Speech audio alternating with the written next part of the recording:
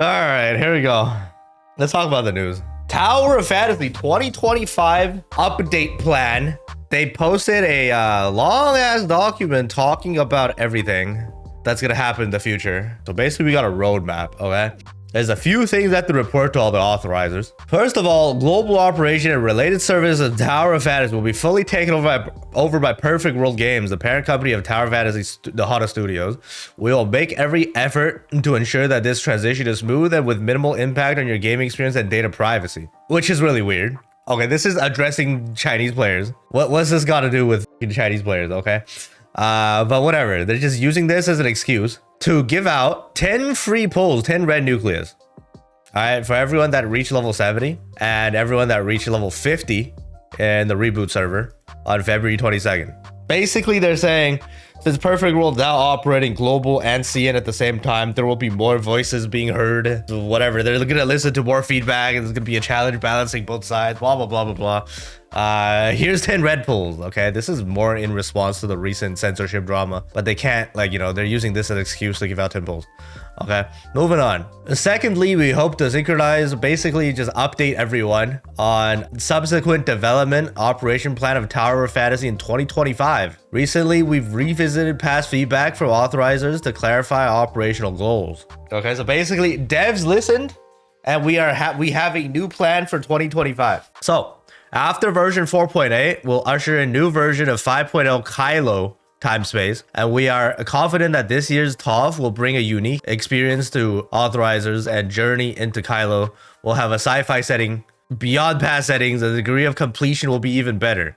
Basically, it's going to be more polished and complete experience is what they said. So now we have a 2025 update plan and gameplay guide for all authorizers to check out. Okay, 5.0, the Kylo time space, stay tuned. So in 1.0 and 4.0, we've been telling the story of Ada, planet Ida, and the story of 5.0 will go to a new stage where there will be a vast universe, space pirates, space hangars, and then the origin resonance and all kinds of shit. We actually go into space in 5.0. This next stage will transcend the previous dimensions. Actually, you know what? I really don't like this fucking this translation, so let's go to ChatGPT. We were over here, right? New stage will transcend previous dimensions, employing unique layouts, innovative storytelling methods, offering never before seen gameplay experience. Okay, that's what we were on. This will be in Kylo. I mean, these pictures are all relevant pictures. Well, we can see this picture. This is the next picture. We have all seen this as part of the PV. Basically, number one, continuing the realistic sci-fi narrative. In Gestalt Space-Time, we uncovered the hidden history predating the 1.0 timeline, piecing together various clues to unveil the true origins of everything. So, in 4.7 patch, which is coming on global, we learn about everything. Basically, all the loose ends got tied, kind of. So, who are you? Where did you come from? Where are you going? These were the three questions Antoria repeatedly asked, and they will also be the soul-searching questions that guide us through Kylo. Why have the people of Kylo been stranded in space over half a century? Will the Kylo people who detest Omnium and Toph, the Tower of Fantasy, accept Plotty's plan to rebuild the tower? Okay, so I guess we're gonna go to Kylo to spread democracy and give them our towers, okay? With the Wanderer's arrival, how will Kylo's fate change? New crises are emerging, but we are the unstoppable EM blade.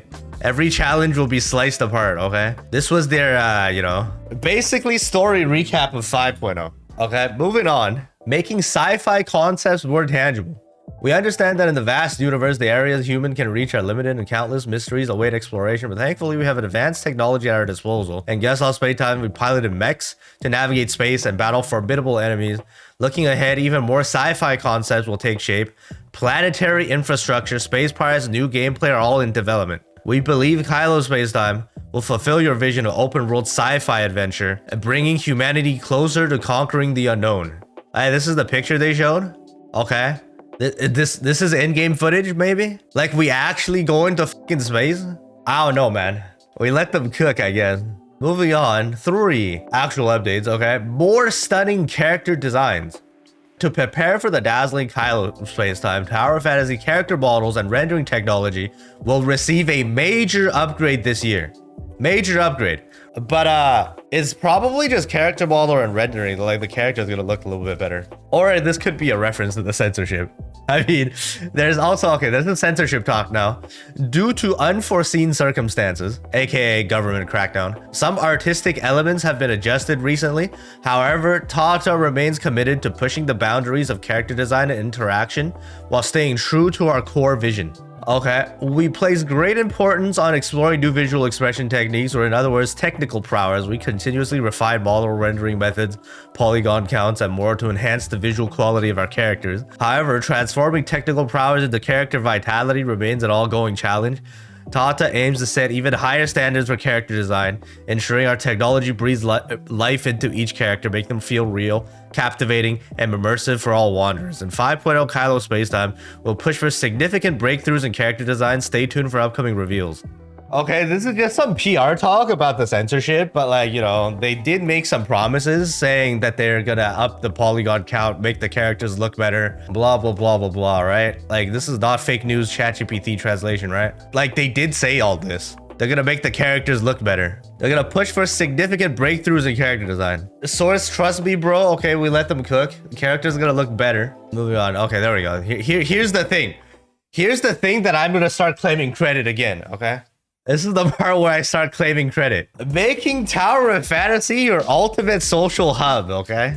This is what we've been trying to fucking push the game to do. All right, this is what I've been trying to push the devs to cook for Tov. And maybe it's actually happening. Here we go. So in 2025, Tata has another major goal to make Tower of Fantasy your go-to social space. We firmly believe that MMOs possess an irreplaceable charm, a space where players can express emotions, connect with others, receive positivity from their interactions. We aim to build a warmer, more vibrant social environment, reducing barriers to communication and making social interactions more rewarding. I've been trying to tell them to like make a fucking hub where all the players can AFK, have the place be meaningful, have all the features in there so like you can actually see people and blah, blah, blah, blah, blah. And I guess they're listening finally. They realize that ToF is the literal only gacha MMO in the market and people are actually playing ToF because it's a fucking MMO. Like that's their only fucking strength. It's because the game is fucking weird like that. So like they're finally realizing that, I guess. Devs finally listen. This is great. Hopefully netcode gets fixed, but like we'll see what happens. More engaging guild activities. Guilds are the foundation of in-game social interaction. This year, new guild activities, dungeons, and co-op gameplay will be introduced to ensure every wanderer has something fun to do. Guild activities, dungeons, and co-op gameplay. Real guild content.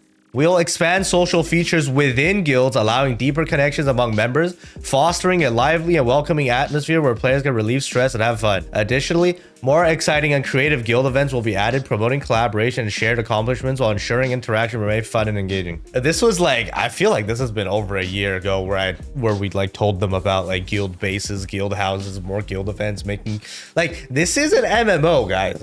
They're finally listening in 2025, I hope. Just like take all of these with a grain of salt again, as usual, because last year they did promise us some things that were never fulfilled.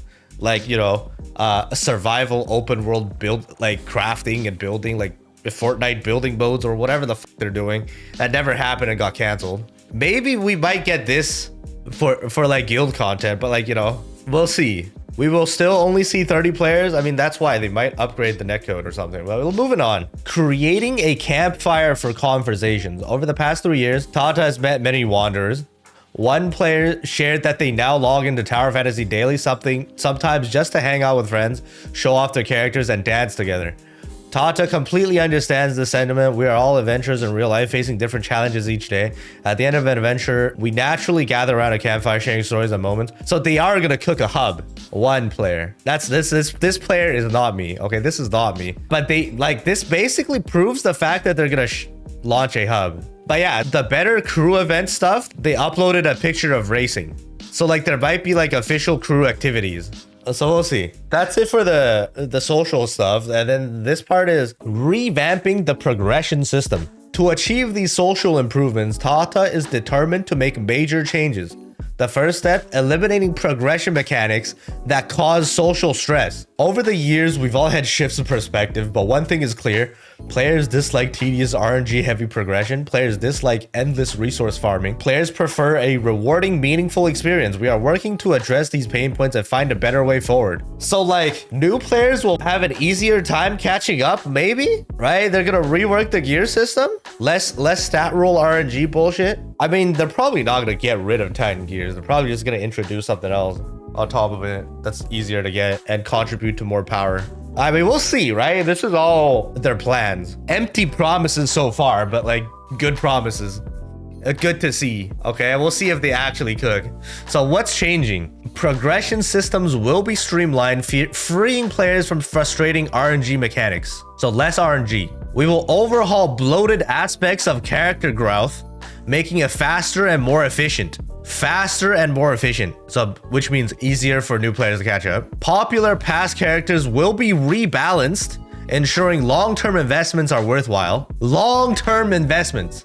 Did they actually say long-term investments? So this is like not past characters.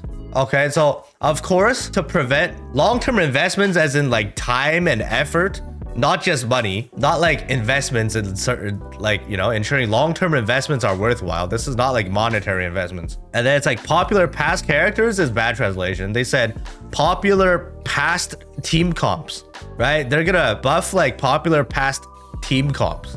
Fen Saki Lin back, right? And then optimize for the better the current environment, basically. So like you have more opportunities to use older characters and teams. All right, and then to control character progression into a feasible or a reasonable cycle, basically here. Progression cycles will be optimized, maintaining a reasonable progression timeline. And then finally, this commitment is long-term. Over time, we will refine the progression experience, ensuring it enhances gameplay rather than just becoming a burden, allowing players to focus on collaborating, strategizing, and enjoying the journey. To all wanderers in 2025, Tata will continue this adventure with you. The landscape ahead promises new, uncharted worlds, and we are committed to constant innovation to keep pace with our players. We welcome all feedback and ideas, shape the future of Tower of Fantasy together, okay? So here we go. Let's talk about this. Why they are announcing this on CN now. You see that at the beginning, they talked about global coming back to be operated by Perfect World. And then they give us a roadmap about the new areas and then more social experiences and more, you know, and then all of these like, you know, revamping of the progression system and all that, and then rebalancing other character, like old characters and stuff.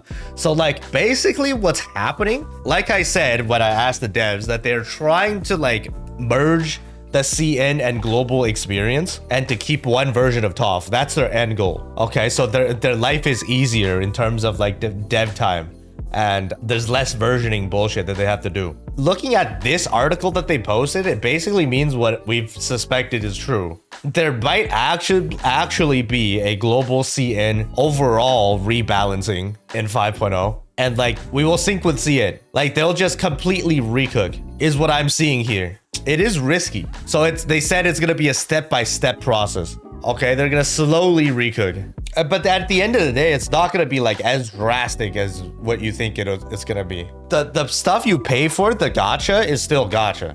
Like, this game will not just overnight turn into a non-gacha MMO. Like, the gacha stuff, what people pay for, is still gonna be there. It's just a gear progression system. Doesn't the CN and global community want different things? We will see, because with each step, some whales will quit. They'll have to make sure to attract new ones. Of course, every time there's change, there will be people unhappy. That's why they're overhauling new player joining experience, right? I see what they're trying to do here. We have that global announcement a few days ago saying that global is going to slowly catch up to CN and lag like by 1 to 2 weeks behind. We have that, and then we have this now.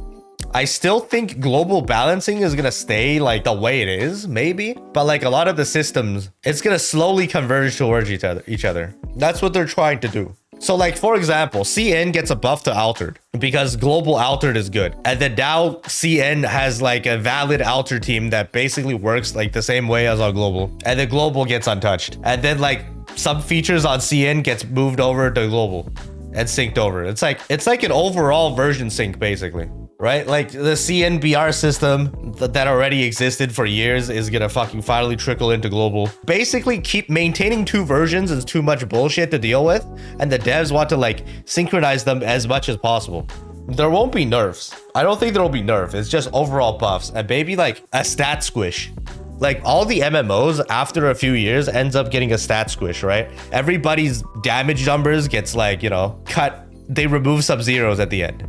But like overall, it's not a nerf. It's not like nerfing. Like they can change the base mechanics and like fix all the multipliers and how multipliers work. But overall, it's gonna still be the same.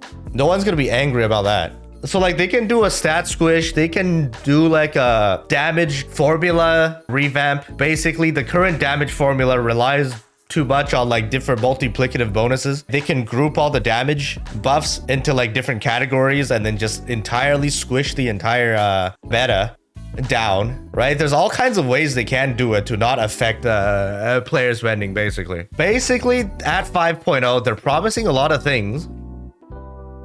Okay. Pretty important stuff. Social hub and then progression system revamp to make players come back easily. And then all this stuff. The players aren't happy. There's like 1,000 comments and no one believes them. Everyone is still doom posting EOS. Keep making empty promises. Milk out all the value from this game. And then when NTE comes out, shut down the servers. Got it. TLDR, before NTE comes out, TOF still needs to milk players, okay? So keep swiping. Everyone try to push the agenda.